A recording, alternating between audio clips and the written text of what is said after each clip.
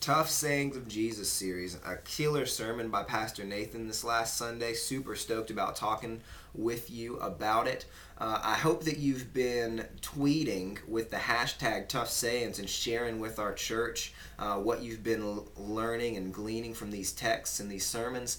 I know that my tweet this week is going to be what I thought the highlight of the sermon was, and that is this quote: "Making babies is fun, but raising children is difficult." Hashtag Tough Sayings. So if you couldn't think of anything, you can steal that. I won't be upset with you. I do think that that's a highlight, so make sure that you tweet that if you're interested in it.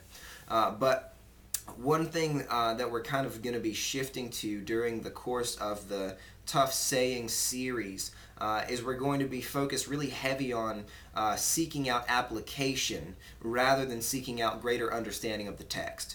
And the reason for that is because the Tough Sayings of Jesus series is really about unpacking the meaning of those tough sayings. Pastor Nathan does all of that work for us in the sermons. Like, we walk away and we know what Jesus meant when he said, pick up your cross. We know now what he meant when he said, hate your family. So what we've got an opportunity to do in our R groups is to really hash out the practicals. How do I do that? What does it mean for me to do that? So that'll be kind of a cool community collaborative effort for us to hash some of those things out, throw some ideas around as a community of believers, and figure out how do we apply these hard sayings to our lives.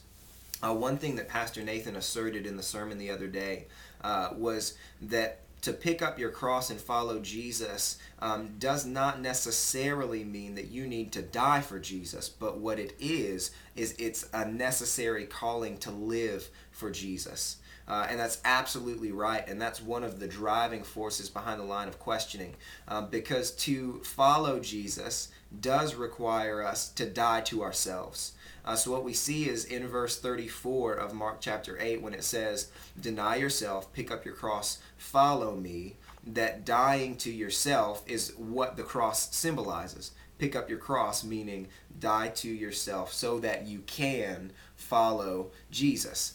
So tonight we're going to talk about the how. How do you pick up your cross? What does it look like to pick up our cross?